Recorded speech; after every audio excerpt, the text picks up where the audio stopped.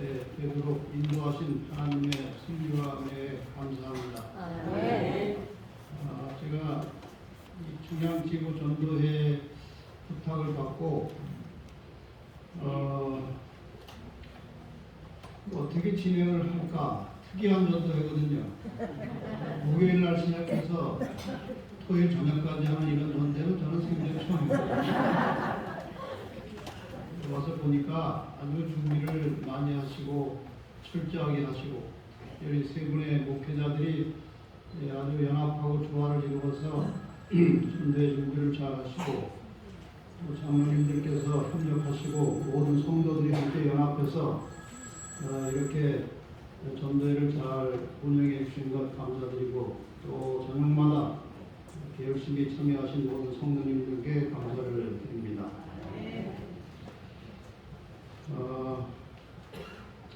우리 재림교회가 전하는 기별은 이 마지막 시대에 하나님의 참 백성들을 찾아내고 불러내는 특별한 메시지이기 때문에 들을 귀 있는 자들이 듣는 것입니다. 그래서 이 기별을 많은 사람들이 듣지만 준비된 마음으로 기별을 받고 순종한 사람은 흔하지가 않아요. 여러분들이 이 재림 성도가 되었다는 것은 굉장한 축복입니다. 정말 큰 축복이에요. 제가 다른 계신 교회 많은 사람들을 접촉하고 또 그들과 교제를 하고 있는 중에 시간이 갈수록 느껴지는 것은 정말 우리 재림교회에 되는 것은 축복이라는 거예요. 다른 교회 오래 다니다가 이 진리를 깨닫고 이제 여기에 오는 분들의 그 고통은 말할 수 없어요. 그런데 우리가 이렇게 문져받고 기별을 전하는 하나님의 자녀가 되었다는 것에 대해서 하나님께 더욱 감사하시고 열심히 복음을 증거하시기를 바랍니다.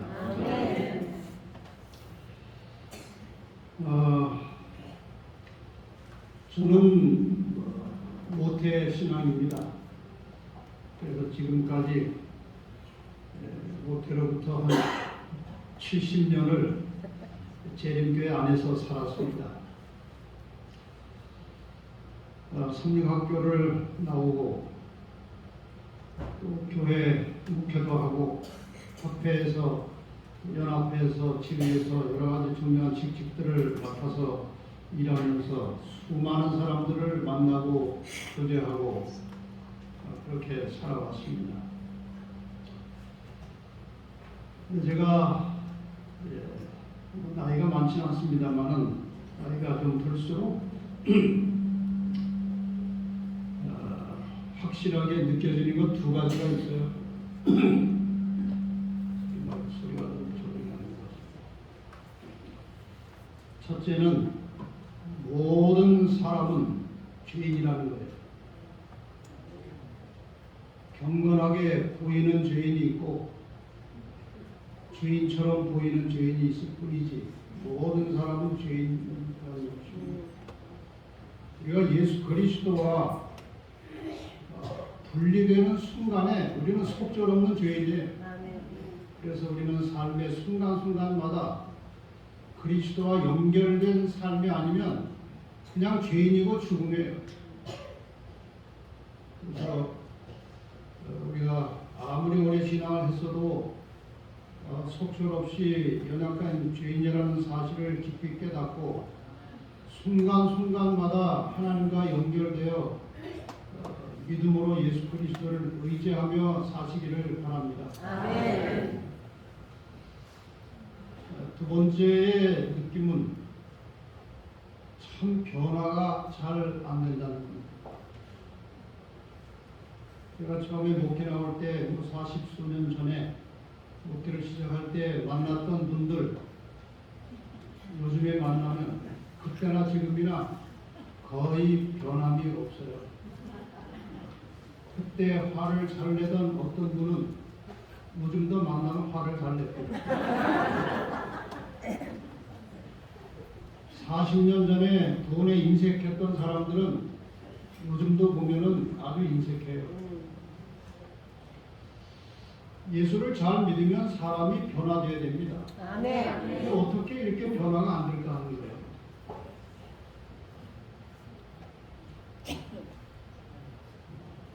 그 이유 중에 하나는 전심전력해서 신앙을 하지 않는 거예요. 자기 할 일 다 하고 자기 하고 싶은 것 하면서 신앙은 부업으로 틈틈이 하는 겁니다.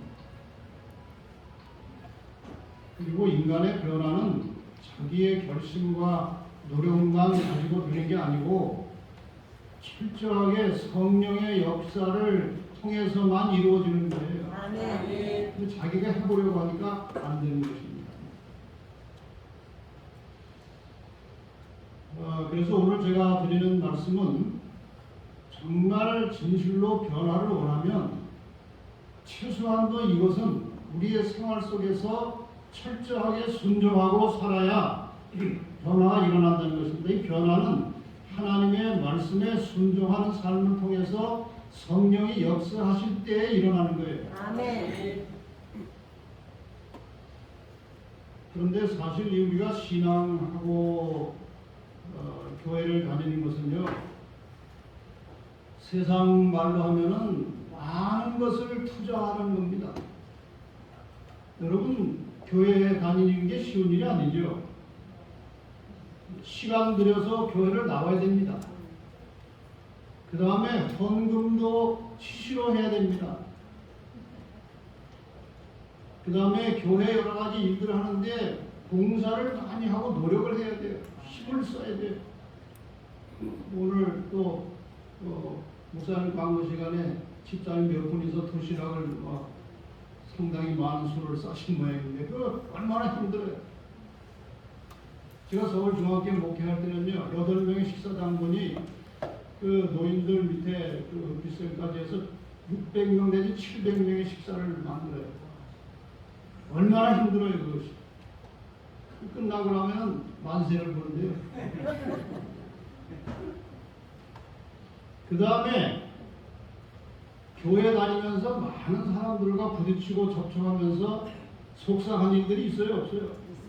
많아요. 신경도 쓰는 겁니다. 그래서 제가 이걸 요약해 보니까 교회를 다니는데 시간 쓰고 돈 쓰고 힘 쓰고 신경 쓰고 다녀요.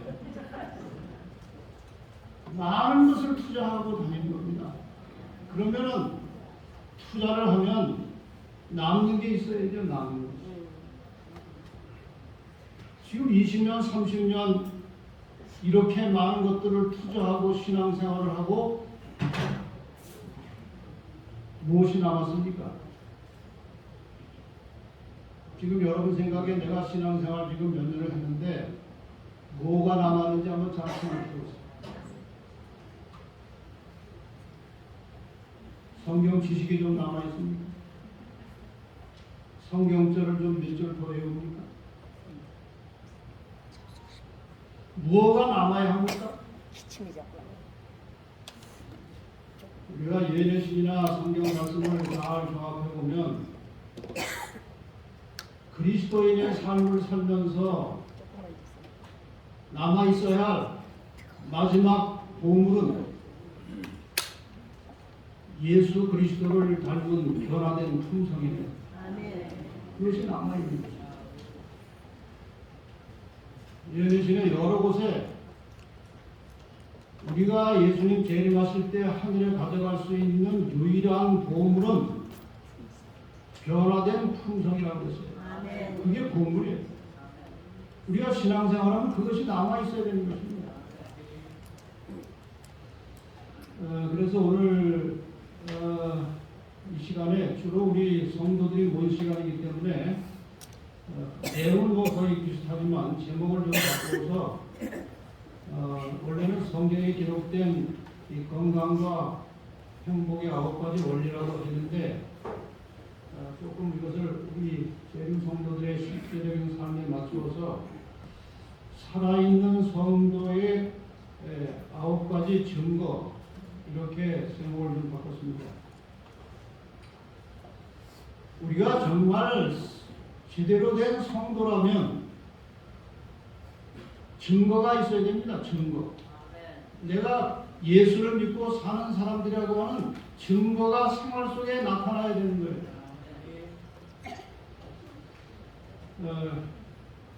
그래서 그동안 제가 이 분야의 이 문제,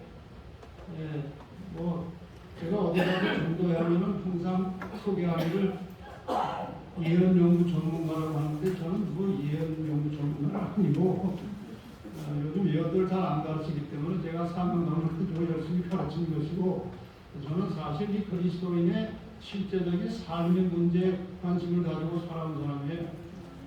이 문제를 제가 설교하고 가르치면서 최근에 이제 한 9가지 정도로 요약된 것이 있어서 그것을 소개하려고 하는 것입니다. 여러분 이 말을 좀 잘 생각해 보시기 바랍니다. 육적인 교인, 영적인 성도. 교인이라고 하는 말은 교회에 소속돼서 교회를 다니고 있는 사람들을 우리가 교인이라고 합니다. 그런데 교회를 출입한다고 해서 다 성도는 아니에요. 정말 제대로 된 그리스도인은 우리가 영적으로 살고 있기 때문에 영적인 성도라고 하고, 그렇지 못하고 그냥 교회만 출입하면서 별로 이렇게 변화되지 않은 모습으로 주변 사람들에게 오히려 부담을 주는 사람들을 육적인 교인이라 이렇게 이제 제 나름대로 표현해 보는 것입니다. 로마서 8장 9절에 보면 만일 너희 속에 하나님의 영이 거하시면 너희가 육신에 있지 아니하고 영이 있나니 누구든지 그리스도의 영이 없으면 그리스도의 사람이 아니라. 우리는 다 그리스도의 사람이기를 원합니다. 그런데 이 말씀은 분명히 우리에게 그리스도의 영이 없으면 그리스도의 사람이 아니라고 하셨습니다.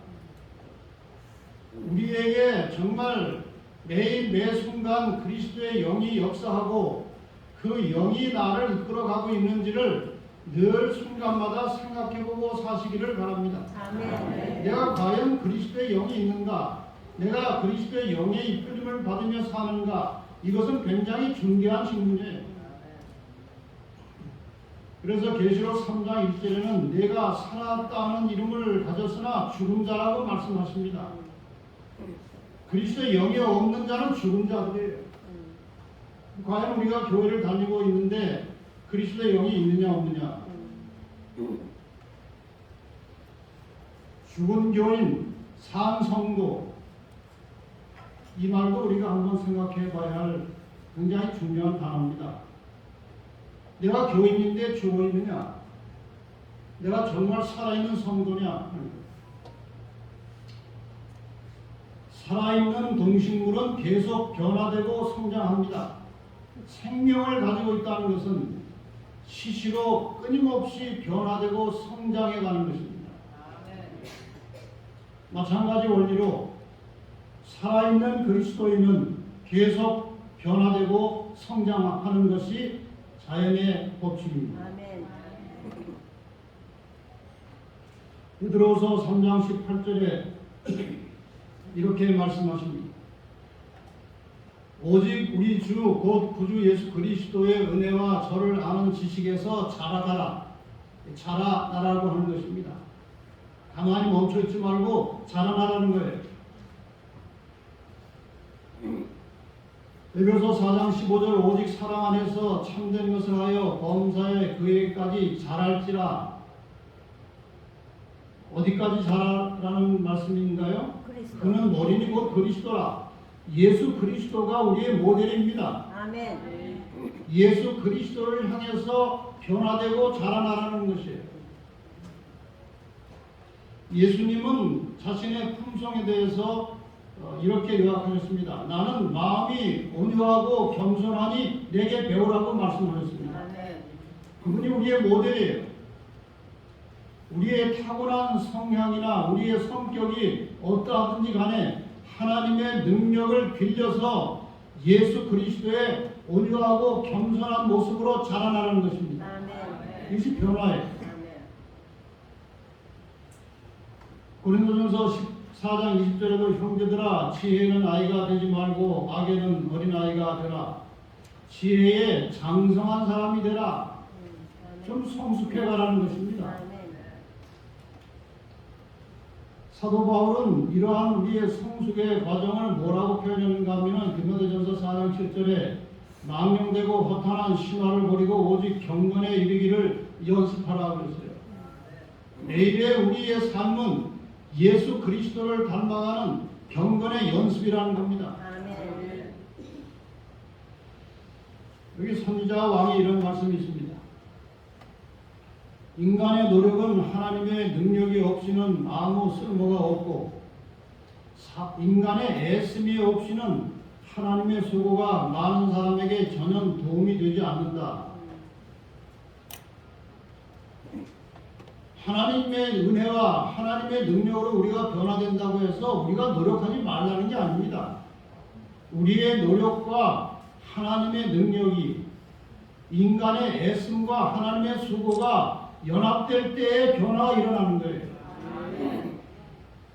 하나님의 은혜를 우리 자신의 것으로 만들기 위하여서는 우리는 반드시 우리의 몫을 해야 한다.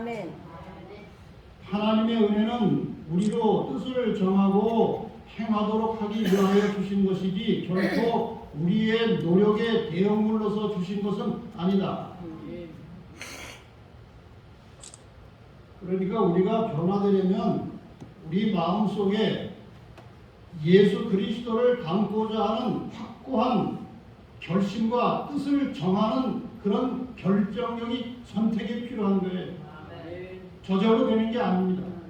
우리 마음에 동의가 있어야 되고 우리 마음에 결정이 있어야 하나님이 도와주시는 거예요. 그냥 가만히 있는 사람은 하나님이 변화시키지 않으시는 겁니다. 여기 다니엘의 이야기를 하나 보십시다. 다니엘은 뜻을 정하여 왕의 음식과 그가 마시는 포도주로 자기를 더럽히지 아니하리라 하고 자기를 더럽히지 아니하도록 판관장에게 구하니 하나님이 다니엘로 하여금 판관장에게 은혜와 긍휼을 얻게 하신지라. 만약에 다니엘이 여기에서 이런 부정한 음식을 먹지 않기로 하나님이 주신 정결한 식물만 먹기로 뜻을 정하지 않았다면 판관장이 알아서 도와주었을까요? 아니요. 그렇지 않았습니다. 다니엘이 뜻을 정하지 않았어도 하나님의 은혜와 긍휼을 얻게 하실 리가 없습니다. 다니엘이 뜻을 정했기 때문에 하나님이 도와주신 거예요. 자, 이제 이러한 것을 우리의 마음속에 아주 기본적인 이제 바탕으로 이제 깔아놓고 말씀을 시작하겠습니다. 인간을 존재하게 하는 세 가지 요소가 있습니다. 우리가 어떻게 해서 무엇 때문에 살며 존재하고 있느냐? 첫째는 하나님과의 관계, 이것을 간단하게 대신관계라고 이제 이름을 붙여봅시다. 창조주 하나님이 우리를 창조하셨기 때문에 존재하는 거예요. 하나님이 계속해서 우리에게 무엇인가 살 수 있는 은혜를 베푸시기 때문에 우리가 존재하고 사는 것입니다. 그 다음에 인간은 홀로 존재할 수 없습니다. 다른 사람이 있어야 같이 존재하는 거예요. 그 한자의 사람 인자는 참 아주 기가 막힌 구도입니다. 막대기 두 개가 기대고 있어요. 이 중에 하나만 무너져도 이 사람 인자는 무너지게 돼 있어요. 그래서 우리 인간은 다른 사람과의 관계 속에서 존재하는 겁니다. 그 다음에 세 번째는 자기 관리가 철저하게 돼야 하는 거예요. 그래서 이 성경을 보시면 하나님께서 자기가 사랑하시는 인간들이 어떻게 살기를 원하시는지에 대한 성경의 가르침이 많이 나옵니다. 그런데 그 하나님께서 사람들에게 명하신 가르침들을 전부 다 빼서 요약해 보면은 이 세 가지 중에 하나예요. 하나님과 어떤 관계를 맺고 살지, 다른 사람과 어떻게 조화를 이루어 살지, 자기의 몸과 마음을 어떻게 관리할지, 이 세 가지가 다 하나님께서 우리에게 주신 교훈들 속에 이 세 가지가 다 들어있는 것입니다. 이 각각의 하나님과의 관계, 또 사람과의 관계와 자기 관리에 대한 하나님의 교훈들의 말씀을 딱 또 요약해 보니까 각각 한 세 가지 정도 제가 정리가 할 수가 있었어요. 일단은 기본적인 말씀은 이것입니다. 하나님과 관계에 대한 기본적인 말씀은 내 마음을 다하고 목숨을 다하고 뜻을 다하여 주 너의 하나님을 사랑하라. 이것이 기본이에요. 다른 사람과 관계도 마찬가지입니다.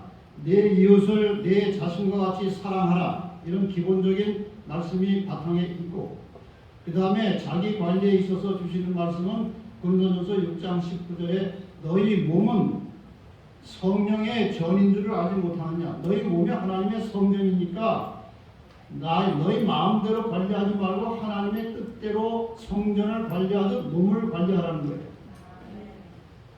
자, 이 하나님과 관계에서 매우 중요한 것은 첫째, 올바른 예배를 정기적으로 드리는 것입니다. 이게 하나님과 관계를 유지하는 중요한 기본적인 방법이고, 그 다음에 11조와 헌물입니다. 이건 하나님께서 물자가 부족해서 모자라서 우리에게 달라고 요구하는 것이 아니고 하나님과 인간의 관계를 유지하기 위한 매우 중요한 관계 방법이에요. 나중에 제가 설명을 좀 드리겠습니다. 그 다음에 그 하나님이 인간들에게 주신 말씀에 순종하라는 겁니다. 그 다음에 이제 다른 사람과의 관계에 있어서 하나님께서 많은 교훈을 주셨는데 그 중에 아주 대표적인 것이 무엇인가 하면은 나눠주라는 거예요. 남에게 대접을 받고자 하는 대로 대접하라는 거예요. 이건 굉장히 중요한 대인관계의 법칙입니다. 그 다음에 너희가 먼저 받은 생명의 복음을 다른 사람에게 전하라는 겁니다. 세 번째로는 모든 사람과 화목한 관계로 살아가는 거예요. 많은 그리스도인들에게 이것이 무너지고 있어요. 하나님과 화목되었다는, 내가 하나님과 화목되었다는 증거, 하나님과 나 사이에 가로막혀 있던 죄가 예수 그리스도를 통해서 용서되고 해결되었기 때문에 다시 하나님과 내가 화목되어 구원받았다는 확실한 증거 중에 하나는 다른 사람과 화목하게 사는 것입니다. 이것이 하나님과 화목된 증거예요. 그 다음에 자기 관리는 우리의 몸을 건강하게 관리할 책임이 있어요. 왜? 이것이 내 것이 아니에요. 하나님의 성전입니다. 그러므로 하나님의 성전에 아무 음식이나 집어넣어가지고 몸을 약하게 만드는 것은 하나님의 성전을 더럽히는 거예요. 그 다음에 마음을 늘 평안하게 안정되게 유지시켜가는 그것도 굉장히 중요한 신앙입니다. 그 다음에 영성을 잘 관리하는 거예요. 자, 이 9가지에 대해서 조금 구체적으로 좀 설명을 정리해서 드리겠습니다. 일단 이렇게 요약합니다. 첫째, 예배에 관계된 것은 예배 시간입니다. 안식일을 존귀하게 그러나 즐겁게 안식일을 지키라는 것이고, 그 다음에 이제 헌신을 하는데 정직한 11조 헌물을 하나님께 바르게 드리라는 것이고, 세 번째는 말씀에 순종하되 하나님의 말씀을 즐겁은 마음으로 순종하라는 거예요. 억지로 하지 말고. 그 다음에 다른 사람의 관계에 있어서 나누라는 것인데 내가 가지고 있는 시간, 은사, 재물 이런 것들을 다른 사람의 유익과 행복을 위해서 쓰라는 거예요. 이건 굉장히 중요한, 인간이 존재하고 생명을 얻고 건강하게 살 수 있는 대단히 중요한 비결입니다.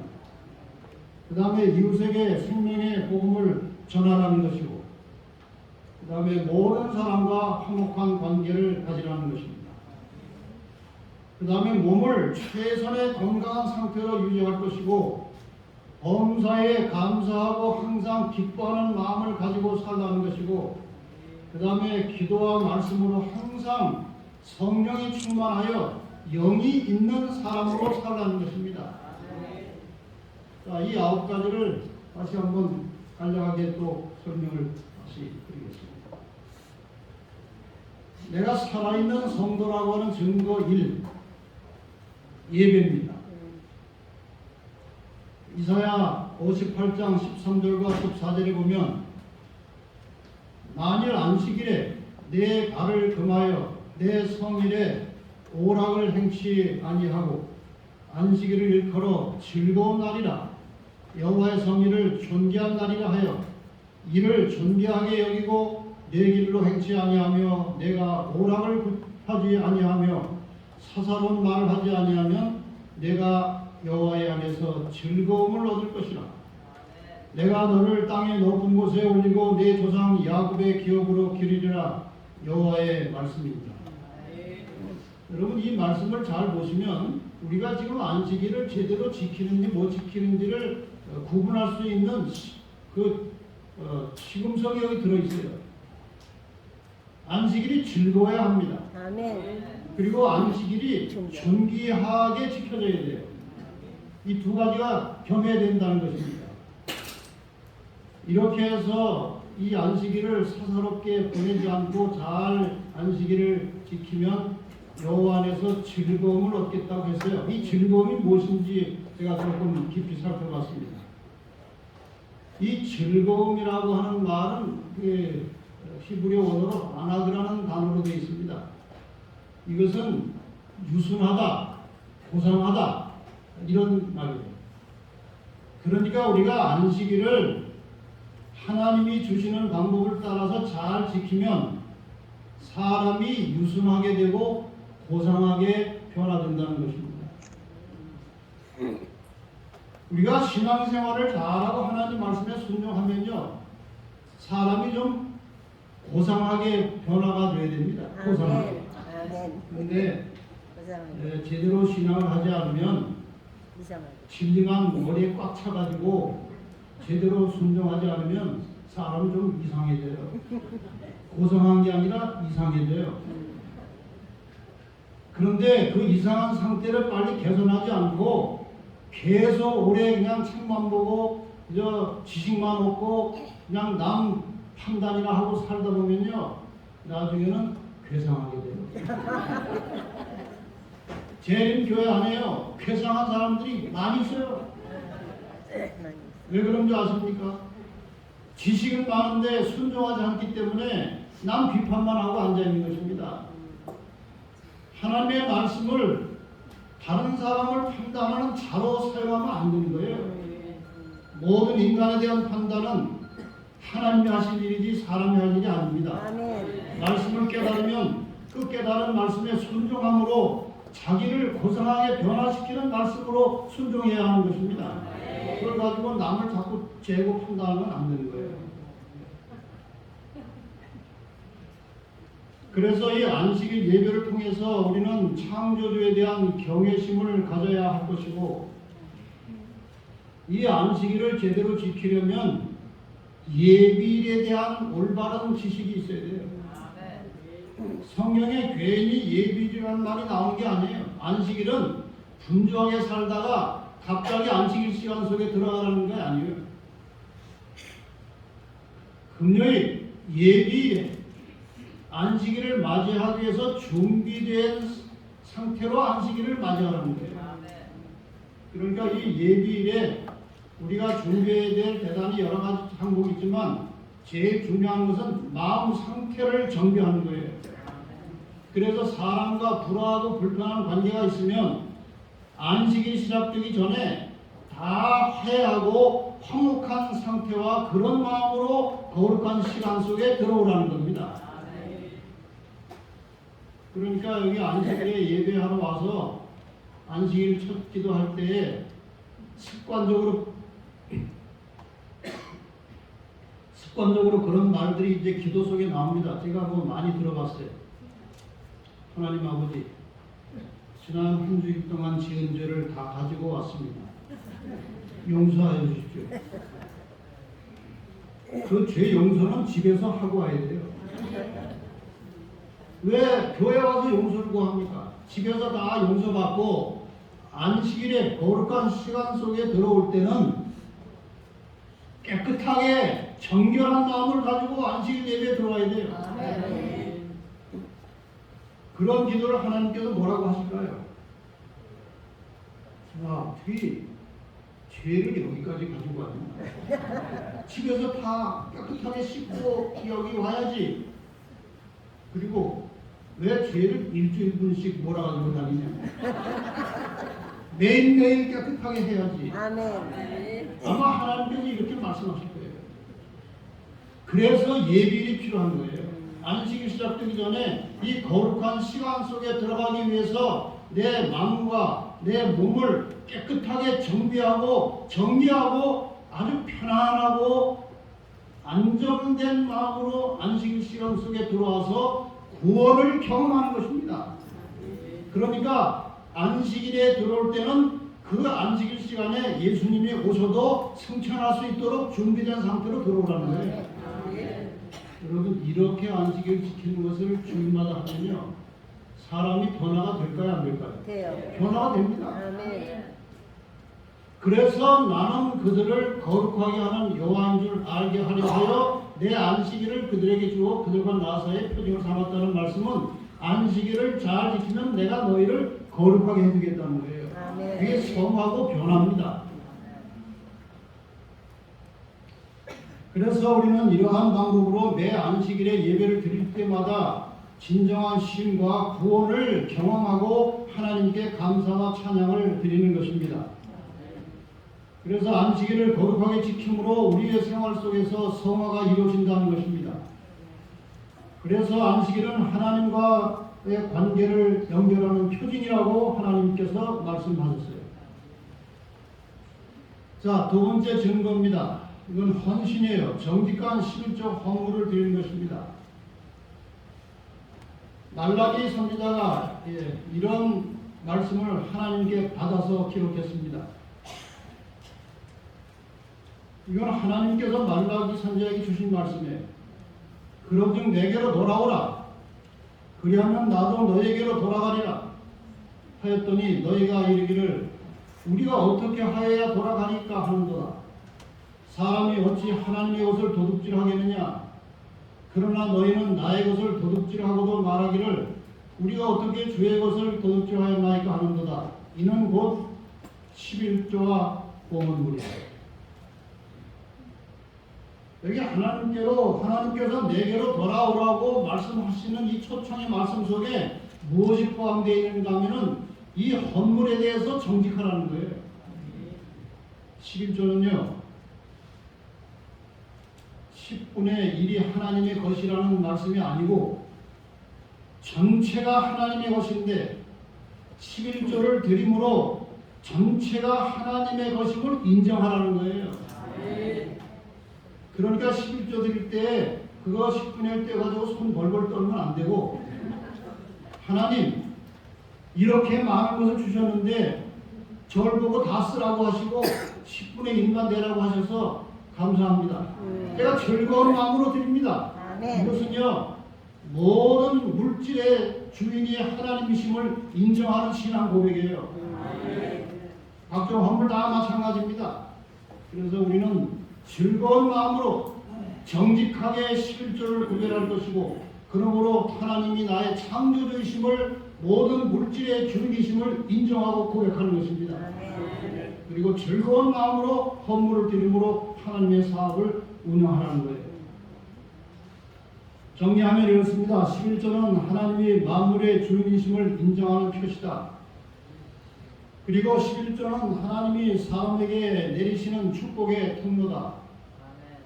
11조는 인간의 이기심을 치료하는 치료제다. 각종 헌물은 하나님의 교회와 선교 사업을 유지시킨다. 내 보물 있는 곳에는 내 마음도 있느니라. 이 안식일과 11조를 정확하게 정직하게 할 때 하나님께서는 매우 기뻐하십니다. 이건 꽤 오래전의 이야기입니다만 제가 늘 감동을 받는 이야기라 다시 한번 드립니다.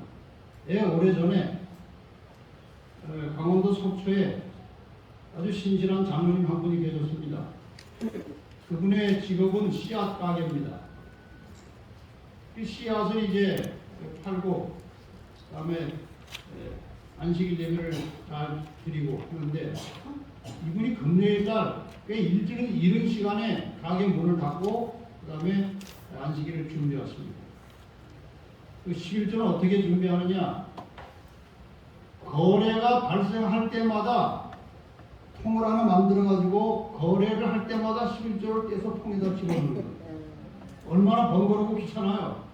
그런데 그 행위가 끊임없이 하나님을 생각나게 하는 것입니다. 정직한 거래, 하나님께 대한 감사, 그런 방식으로 11조를 떼서 모아서 안식일에 통째로 들고 교회로 갑니다. 여러분 그 모습을 상상해 보세요. 11조를 들고 안식일에 교회 가는 그 모습은 하나님이 매우 기뻐하시는 장면이에요. 근데 이분이 통째로 그냥 다 드려요. 세지도 않고. 그래서 거기 재무가 장로님 그거 좀 세 가지고 와주세요. 내 것도 아닌데 내가 왜 셉니까? 이렇게 단순한 믿음으로 하나님께 헌신하는 거예요. 한 겨울에 그 지역에 눈이 굉장히 많이 왔어요. 1m 이상의 눈이 왔어요. 그래가지고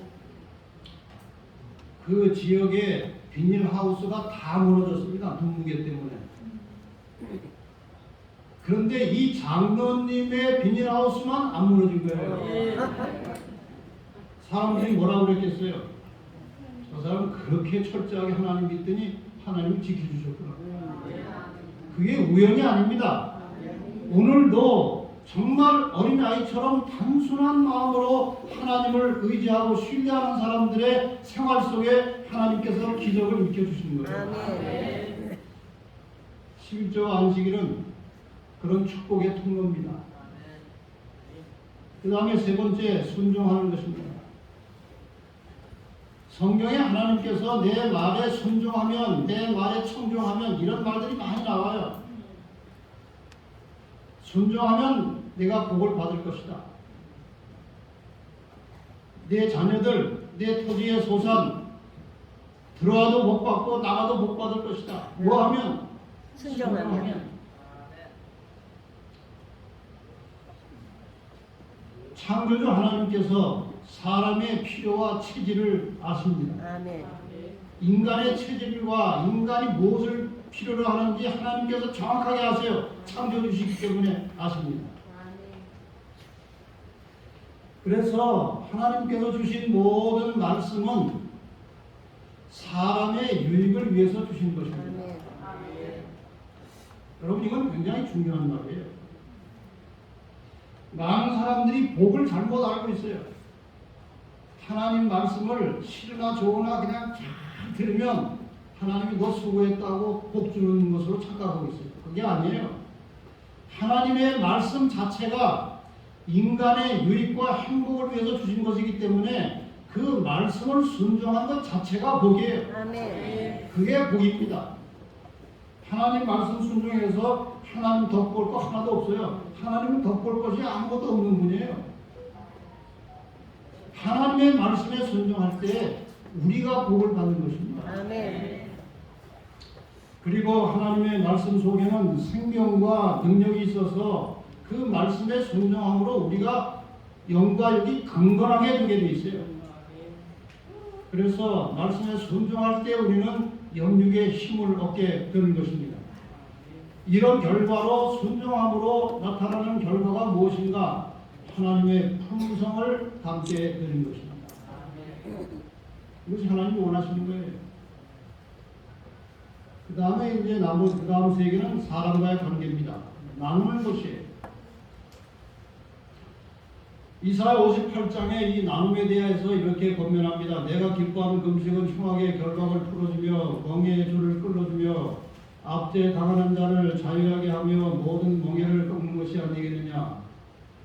줄인 자에게 내 양식을 나눠주며 유리하는 빈민을 집에 들이며 헐벗은 자를 보면 입히며 내 권력을 피하여 스스로 숨지 아니하는 것이 아니겠느냐. 이렇게 늘 가진 것을 베풀고 나누고 사람들에게 봉사하고 헌신하면 내 빛이 새벽같이 비칠 것이며 내 치유가 급속할 것이며 내 공의가 내 앞에 행하고 여호와 영광이 내 뒤에 호위하리니 내가 부를 때에는 나 여호와가 응답하겠고 내가 부르짖을 때에는 내가 여기 있다 하리라. 혹시 기도 응답이 잘 안 된다고 생각되시면 이 말씀을 잘 보시기 바랍니다. 이걸 잘하면 내가 응답하겠다. 내가 부르짖을 때 내가 즉시 대답하겠다고 말씀하십니다. 하나님의 품성은 자신을 희생하여 나누는 것입니다. 희생과 나눔이 온 우주의 생명을 유지하는 원리입니다. 자기 희생의 법칙이 자기 보존의 법칙이라고 말씀하셨습니다. 성경의 황금률은 남에게 대접을 받고자 하는 데는 대접하라는 거예요. 이 나눈다는 것이 왜 중요한지에 대해서 제가 조금 설명을 더 드리겠습니다. 하나님께서 인간을 창조하실 때 하나님의 형상을 따라서 창조하셨다고 말씀하셨습니다. 여기에서 하나님의 형상이라고 하는 것은 단지 외형적인 모양이 아니고 하나님의 품성을 강조하고 있는 것입니다. 하나님이 어떤 분이신가? 하나님은 사랑이라고 말씀하셨습니다.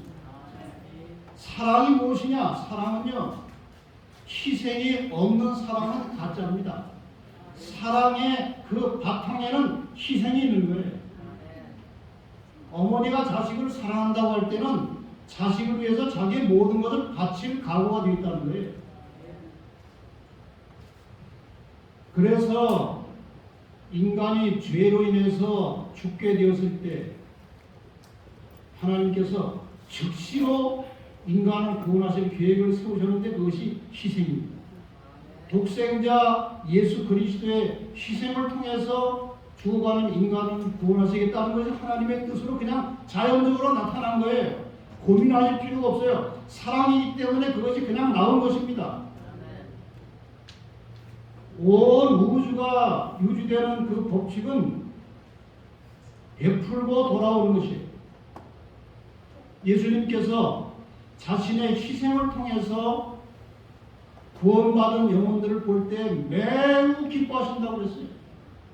왜냐하면 그것이 주님의 본성입니다. 그래서 우리에게도 인간에게도 지금 죄 때문에 거의 망가졌지만 그러한 성격이 본성이 있어요. 여러분 남에게 이렇게 베풀고 좋은 일 하고 나면은 기분이 좋아요, 나빠요? 뭐 어떤 사람이 이렇게 언덕에 노인이 이렇게 문득 짐을 싣고 이렇게 수레를 끌고 올라가는데 뒤에서 한 5분 정도 밀어주고 속대기까지 갔어요. 그거 하고 나서 기분 나쁘고 이런 사람이 있어요. 자기 시간 쓰고 애쓰고 그랬는데 기분이 좋다는 거예요. 제가 어느 날 평양 사택이 때 유생병원 안에 있었는데 서울병원 거기서 이제 아침에 일찍 기차를 타려고 청량리까지 택시를 타고 갔어요. 근데 요금이 3,100원이 나왔어요. 그래가지고 100원짜리가 없어가지고 5,000원짜리를 줬어요. 이분이 100원짜리 하나 없습니까? 그래요. 계산이 복잡해진 거예요. 1,900원을 거실로 줘야 되는데 900원이 없는 거예요. 이분 장군이. 죄송합니다. 100원짜리가 없네요. 그랬더니 2,000원을 거실로 주는 거예요. 그 사람은 100원 손해본 거예요. 그래서 제가 이게 아침에 이런 시간에 기사어린이 손해를 보시면 되겠습니까? 제가 1,000원을 드렸어요. 그랬더니 아주 좋아하는 거예요. 900원 더 받았는데 기분이 좋은가 봐요. 그런데 그 택시 문을 닫고 제가 이제 역으로 걸어가는데 기분이 좋더라고요. 돈 900원 줘놓고 기분이 좋다는 거예요. 왜 이럴까? 별것도 아닌데 하나님께서요, 인간을 창조하실 때 남에게 베풀고 줄 때에 쾌감을 느끼도록 세팅을 하신 거예요. 그렇게 창조하신 거예요. 이것이 하나님의 품성이에요. 이것을 개발하는 것이 또 그리스도인의 사명입니다. 그래서 그리스도인들은 끊임없이 자기의 모든 가진 것들을 다른 사람의 유익과 행복을 위해서 사용함으로 그 도움을 받은 사람이 행복해할 때 그걸 보고 행복해하는 것이 그리스도인이에요. 예언의 여러 곳에 그것이 구원받은 증거라고 말씀하셨어요. 잘 알아서 하세요. 굉장히 중요한 것입니다.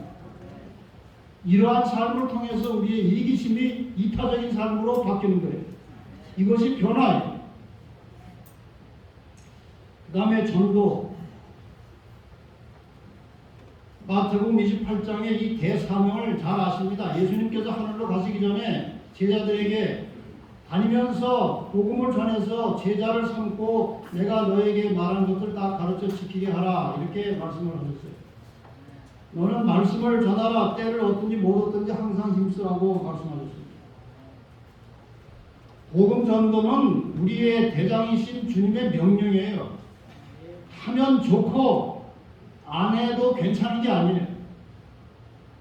저는 그동안 이 선교하고 전도하는 분야에서 거의 목회를 평생 했어요. 제가 연합회나 학회나 이런 기회에서 일할 때도 선교부장을 주로 했어요. 근데 제 성격상은 선교가 잘 안 맞아요. 제가 뭐 사교성도 별로 없고 뭐 남한테 그렇게 뭐 친절한 성격도 아니에요. 타고난 것이. 그런데 이 일을 하다 보니까 어떻게 해야 되는지 계속해서 이제 하나님께서 지혜를 주신 것입니다. 그래서 내린 결론은 선교하지 않는 사람은, 전도하지 않는 사람은 영적으로 죽어간다는 거예요. 진정한 변화는 복음을 전함으로써 변화가 일어나는 것입니다. 왜 그런가? 전도하려면 자기는 낮아지고 남을 높여줘야 돼요. 전도하려면 자기는 희생하고 남을 유익하게 해줘야 돼요. 자아가 살아있으면 전도가 안 되는 것입니다. 그래서 우리의 품성을 변화시킬 수 있는 최선의 길은 전도하는 것입니다. 그리스도 선교공사에 그런 말씀이 나와요. 하나님께서 천사들을 통해서 복음 전도 금방 끝낼 수 있다. 다른 방법으로 복음 전도 할 수 있으시다. 그러나 우리의 품성을 예수님과 같은 품성으로 변화시키기 위해서 우리에게 선교 사업을 맡기셨다. 변화를 원하시면 선교 정신을 가지고 항상 사람들을 직접 전도를 안 해도 상관없어요. 정신이라도 선교 정신을 가지고 사람을 대하면 사람을 대하는 태도가 달라지는 거예요. 내가 저 사람에게 그리스도의 향기를, 생명을 나눠주겠다, 이런 마음을 가지고 있으면 사람에게 친절할 수밖에 없어요. 나를 희생해서 다른 사람을 도와줄 수밖에 없어요. 이런 마음을 가지고 사는 사람에게는 하나님께서 전도의 문을 여시고 전도할 수 있는 기회를 주시는 것입니다. 저는 뭐 불가피하게 책임 때문에 선교에 이제 올인을 해서 살아왔는데 지금 전도할 찬스가, 기회가 얼마나 많은지 몰라요. 제가 지금 마음만 먹으면 성경 공부 가르칠 사람들이 수두룩하게 많이 있어요. 시간 때문에 다 커버를 못해서 그렇지. 왜냐하면 우리가 정말 진심으로 영혼을 사랑하는 마음으로 선교 정신으로 무장하고 선교적 삶을 살면 기회는 하나님이 주시는 거죠. 교회도 마찬가지예요. 교회가 영혼을 잘 받아들여서 그 영혼을 잘 가꾸고 뿌리를 내리게 하고 좋은 교인으로 만들 수 있는 그런 풍토가 준비된 교회가 있다면 하나님께서 영혼을 보내주십니다. 이것이 원리예요. 그래서 복음 전도에 대해서 여러분이 다시 한번 깊이 생각하시고 우리의 인생 전체가 전도자의 인생을 살도록 그렇게 한번 다시 뜻을 정해 보시기를 바랍니다. 선교 정신이 없는 그리스도인은 생명이 없는 것입니다. 전도하는 것은 품성을 변화시키는 최선의 방법이라고 했습니다. 하늘에서 보게 될 최고의 보물은 내가 복음을 전해서 구원받은 영혼들이 하늘에서 만나게 될 때 그것이 최고의 보물이라고 했어요. 그래서 우리는 단지 어떤 전도지를 나누거나 성경을 가르치거나 이렇게 하지 않고도 우리의 모든 언행과 삶의 모습을 통해서 전도하고 있다는 사실을 늘 기억하시고 변화된 그리스도인의 모습으로 사시기를 바랍니다. 그 다음에 이제 화목하라고 말씀하십니다. 모든 사람과 화목하라. 고린도서 5장 18절 말씀, 모든 것이 하나님께로 났나니 저가 그리스도로 말미암아 우리를 자기와 화목하게 하시고, 아까 제가 드린 말씀이죠. 또 우리에게 뭘 주셨다고 했습니까? 화목하게 하는 직책을 주셨으니. 이건 두 가지 의미가 있어요. 하나는 내가 접촉하는 모든 사람과 화목한 관계로 살라는 것입니다. 여러분 교회 안식일에 왔을 때 서로 간에 불편한 관계가 있으면 올바른 예배가 안 되는 것입니다. 그건 하나님과 관계가 잘못되어 있다는 것입니다. 내가 정말 하나님과 화목한 관계로 구원받은 성도라면 교회 와서 모든 성도들과 화목한 관계로 사시기를 바랍니다. 그런데 내가 저 사람하고 아무리 화목하려고 해도 그 사람이 안 받아줘요. 그럼 할 수 없어요. 그 영혼에서 기도하는 것입니다. 적어도 나는 어느 누구하고도 불화한 관계로 살아서는 안 된다는 거예요. 화목하게 살라는 거예요. 불화와 분쟁은 사탄이 사람을 미혹하는 정신입니다. 참 그리스도인의 증거는 모든 사람과 화목한 것입니다. 그리고 우리가 모두 다 하나님의 자녀이기 때문에 서로 화목해야 돼요. 여러분 자녀들이 서로 싸우면 부모로서 어떻습니까? 속상하죠? 똑같은 원리로 우리가 서로 불화하면 하나님이 속상하신 거예요. 아주 슬퍼하시는 것입니다. 그래서 모든 성도들은 서로 간에 화목하게 살라고 말씀하십니다. 자기 신앙 기준으로 다른 사람을 평가하지 말라. 모든 사람을 관용하고 포용하고 이해하는 마음을 가지라. 우리가 살다 보면 별 사람들이 다 있어요.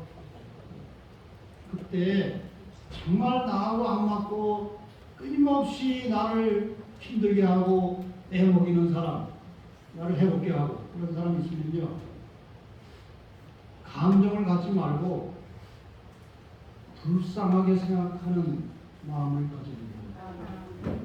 긍휼한 마음을 가져야 됩니다. 하나님, 저 사람의 마음이 저러니 불쌍히 여기시고 치료하여 주시옵소서. 그런 기도하는 마음을 가지라는 것입니다. 모든 사람을 관용하고 포용하고 이해하는 마음을 가져라. 제가 교회 목회하면서 성도들에게 종종 한 말 중에 하나가 이렇습니다. 신앙생활을 편안하게 잘 하려면 사람 꼴을 잘 봐주는 거예요. 별 이상한 사람이 다 있어요. 근데 그 이상한 것이 때로는 자기 기준으로 이상한 거예요. 내가 이상하게 생각하는데 다른 사람은 그 사람 좋아할 수도 있어요. 그러니까 자기 기준으로 사람 보지 말고 모든 사람을 이해하고 포용할 수 있는 그런 그리스도인들이 되시기를 바랍니다. 아멘.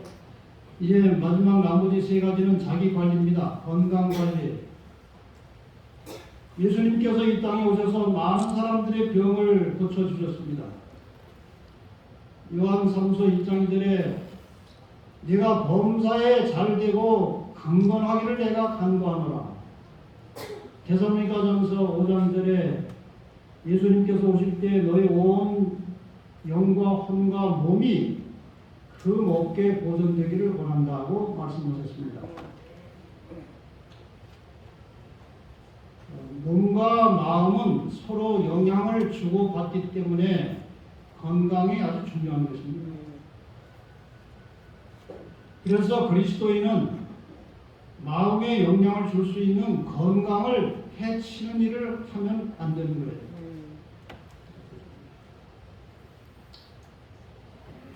건강을 증진시키는 일을 위해서 최선을 다해서 순종하고 실천할 것입니다.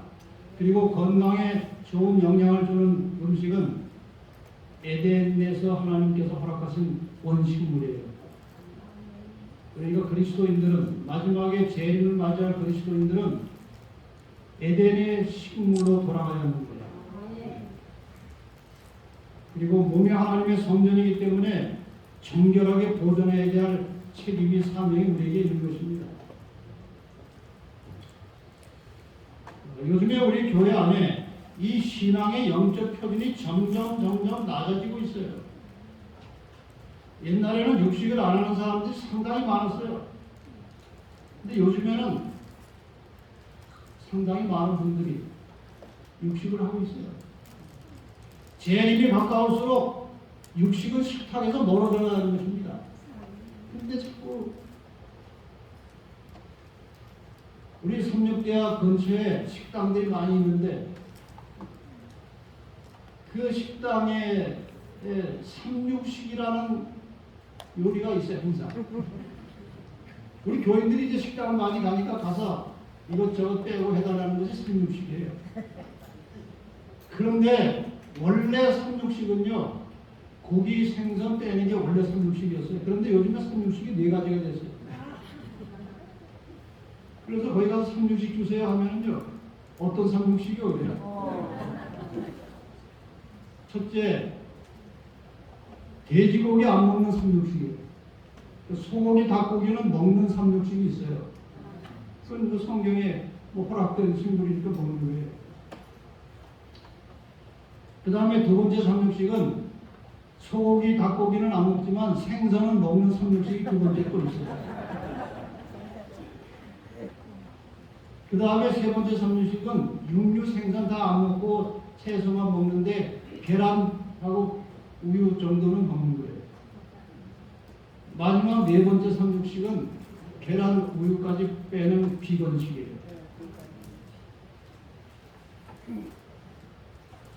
이게 좋은 현상입니까? 요즘에 재림교회 안에 많은 성도들이 커피를 아주 자연스럽게 마시고 있어요. 그 커피 하나 먹는 게 뭐가 큰 게 뭐 율법주의 아닙니까? 뭐 그렇게 생각할 수 있어요. 그러나 문제는요 정신이 문제예요. 커피는 분명히 사람의 몸에 해롭습니다. 궁극적으로 그것은 인간을 망가뜨려요. 근데 당장 뭐 무슨 일이 일어나는 건 아니에요. 예배실에 여러 곳에 커피를 금해왔어요. 요즘에 아까 자연스럽게 마셔요. 어느 교회는요 예배 마치면 커피 타임이 있대요.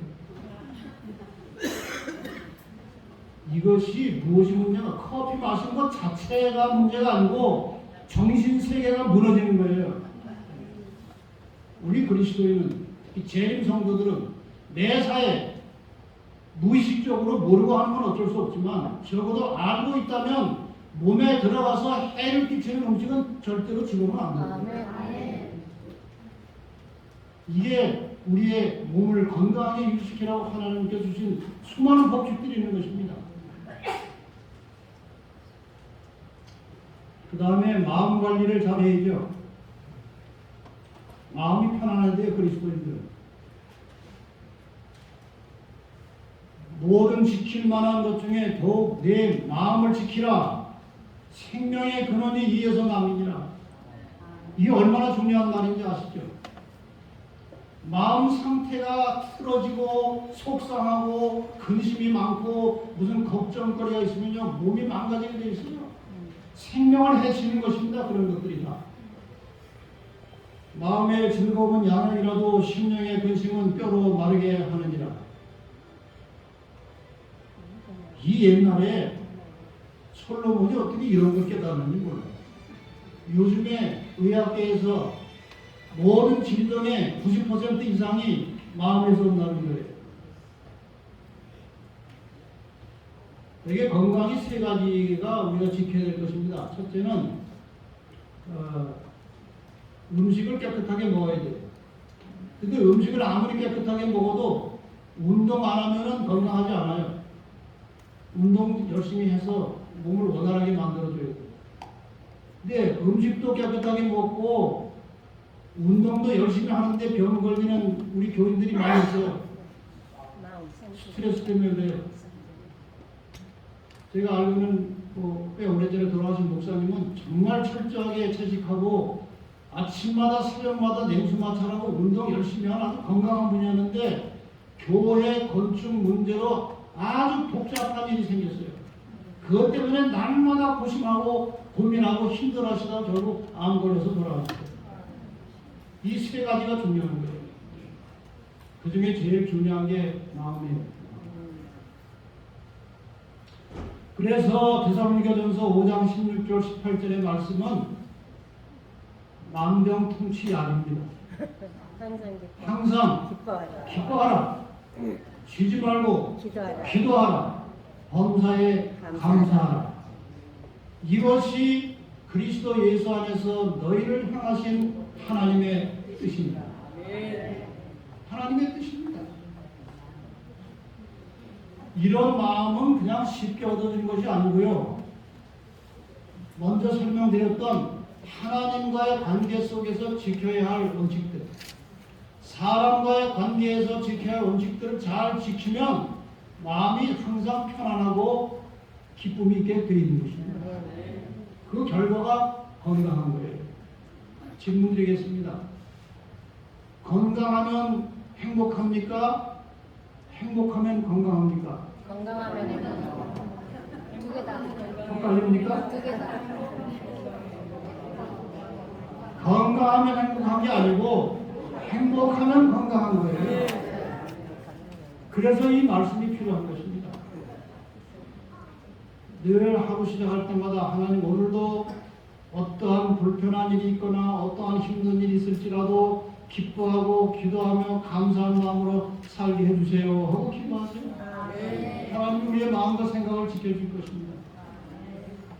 음식과 운동과 마음 중에서 가장 중요한 것은 마음이다. 근심 걱정은 사탄이 마음에 들어오도록 문을 여는 것이다. 죽은 자를 살려주신 하나님의 은혜 항상 감사하며 살자. 매사에 감사하며 기뻐하는 생활은 건강한 삶의 비결이다. 이 세 가지 중에 음식, 운동, 마음 세 가지 중에 제일 마음대로 안 되는 게 마음이에요. 그래서 마음대로 되지 않는 마음을 다스리는 방법이 신앙심이에요. 하나님께 기도하시고 늘 편안한 마음으로 안정된 마음으로 사시기를 바랍니다. 우리 그리스도인들은 이 평정심이라는 게 필요해요.